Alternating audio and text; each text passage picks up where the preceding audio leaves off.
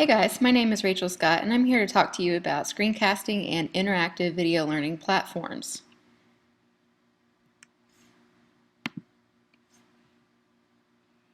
You might be wondering, why should I go through the trouble of creating online content for my students ahead of time? That's a lot of work. But if you do it well and it's something that you can continue to use as a resource, you're really actually saving time and you're also increasing the rigor of your lessons, and you'll see some of the positive results that you'll get from the work that you do. In a blended learning environment, if you effectively use technology to introduce students to a topic and you use those lessons to reinforce what they learn with interactive, challenging assessments, it opens up opportunities to dig deeper, go farther, and encourage rigor in your classroom during that very valuable face-to-face time.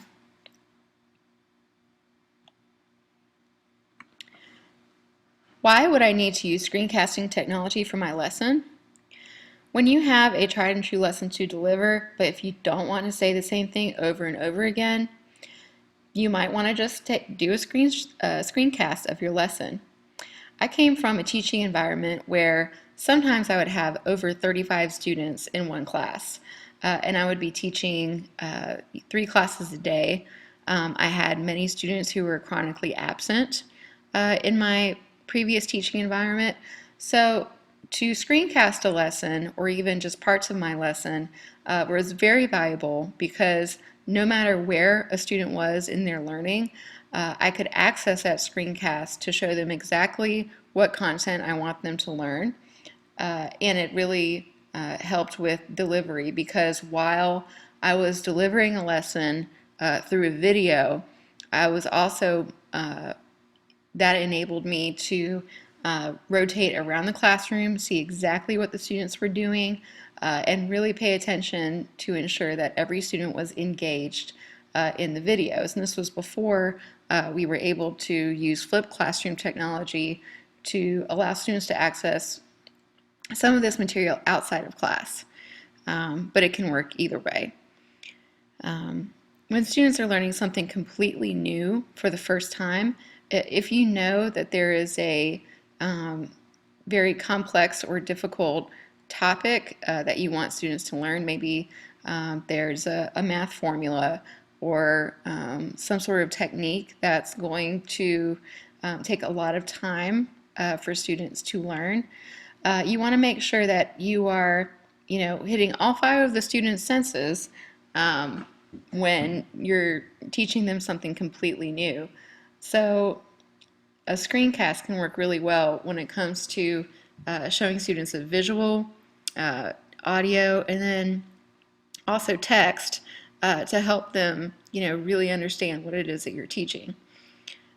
When you're flipping your classroom and all lectures are upfront information, if they're delivered digitally outside of class, that's going to help save you time and help maximize that face-to-face time in class. I've attached some options here, which I am going to give you access to this Google slide so you can take a look at some of these resources. Right now I'm using Screencast-O-Matic to record this particular screencast. I like Screencast-O-Matic because it's really simple. You can pause the recording, you can restart.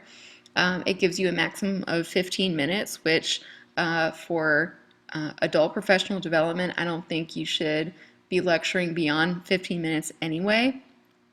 So it's really straightforward, but again, you've got a lot of options, and these are all free options. I definitely encourage you to check out VoiceThread. It's a collaborative version, and that's something that you could use in class. And think about how your students could possibly use some of these tools and create their own screencasts and videos for your activities and your projects in class. Some other examples that I've attached here that you're welcome to visit is I've got another screencast for TED Talks that you're welcome to take a look at. There's a collaborative screencast that I did with other teachers.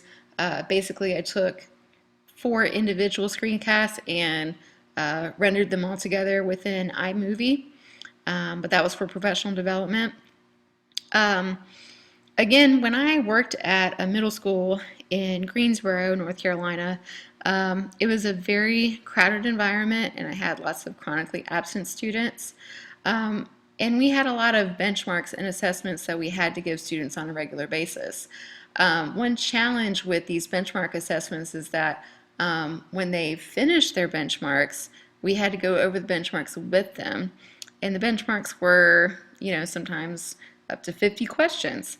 Well, I didn't want to waste a lot of class time going over these benchmarks, and so I used screencasts as a way to explain a couple of questions a day. I was able to observe students and ensure that they were engaged and not spacing out during some of this benchmark review, and making sure that they were taking notes and they were listening about each individual question. So that way we were able to cover some test preparation in a relatively painless way that didn't take too much time.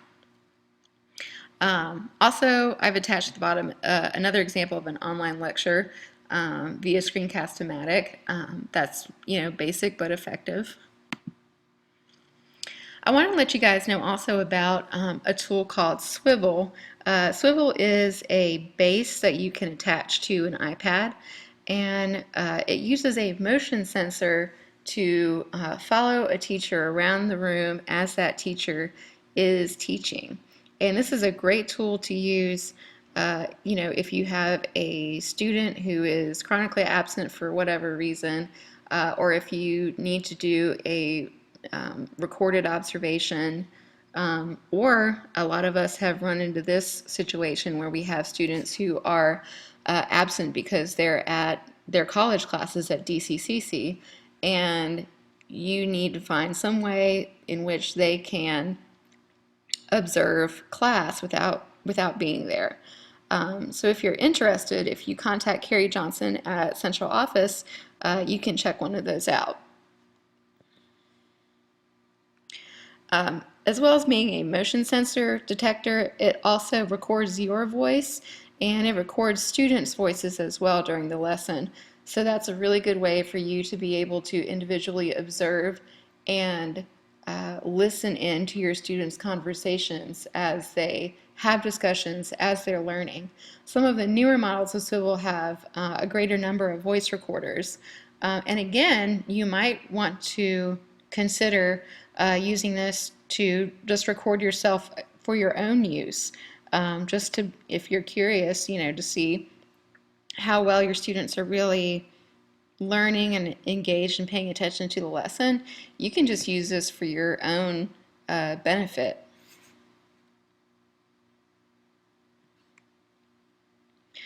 Next, I want to talk about interactive video learning platforms. So, you've created videos. Now what do you do with those videos? How do you ensure that your students are actually watching the videos? Well, some of these video learning platforms are going to help you do that. Video learning platforms are perfect for upfront lectures, flipped classrooms, formative or summative assessment.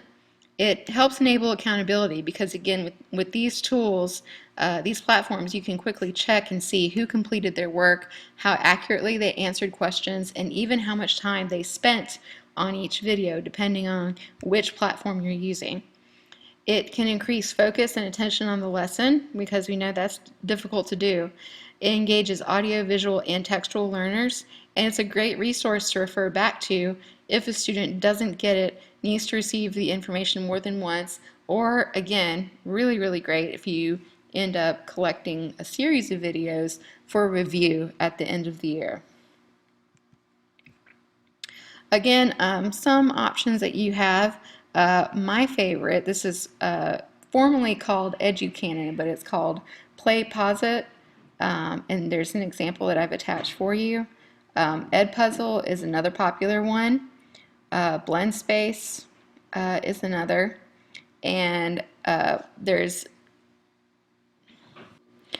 another one that I've used in the past is Nomia, but unfortunately that one has been acquired by another company, and don't even know if the database to those are accessible, because I've created lessons on Nomia and now they're gone. So when you use some of these platforms, you want to be sure that you back up your videos and don't just rely on one platform or one cloud to store all of your work.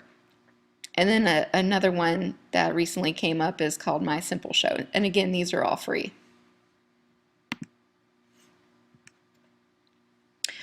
So you might be thinking, this is a lot of work. Why would I bother doing this? But again, think about it. You shouldn't have to do all of the videos yourself. We're a project-based learning school.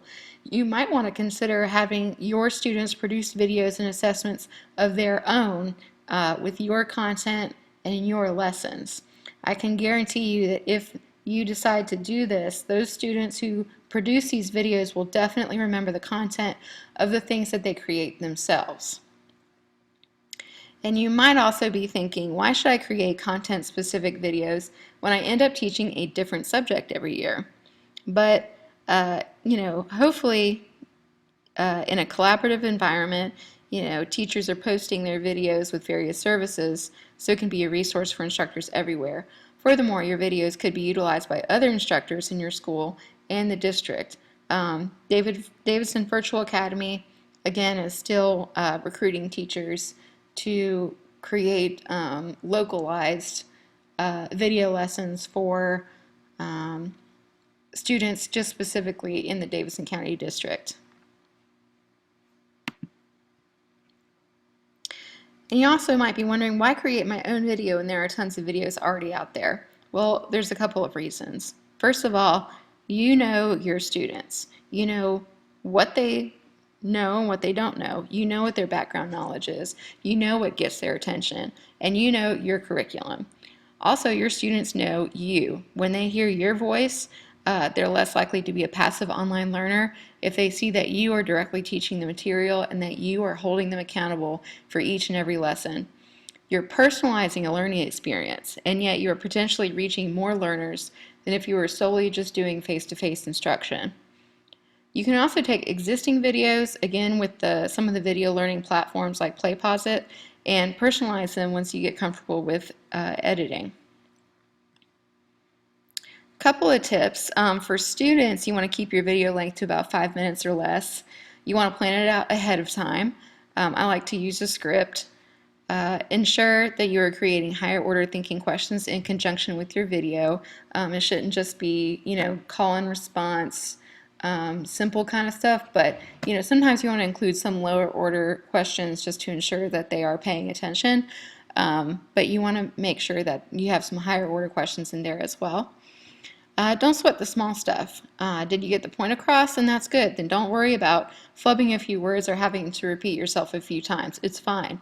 We're all human, and once students get into creating their own videos, they should be able to understand firsthand how difficult it can be. Quiet time to record. That can be a struggle. Sometimes planning time before or after school, quiet time at home if your home life is quiet.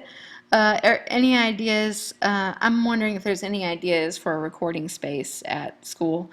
That's a goal that I've had for a while, but I've yet to figure out a practical solution for that. And use interesting visuals and video clips to keep your students engaged. All right, and that's about all I have for today. Please, again, access the tutorial on PlayPosit to get credit for this course if you've listened to this lecture digitally. And I really appreciate you listening. Thank you.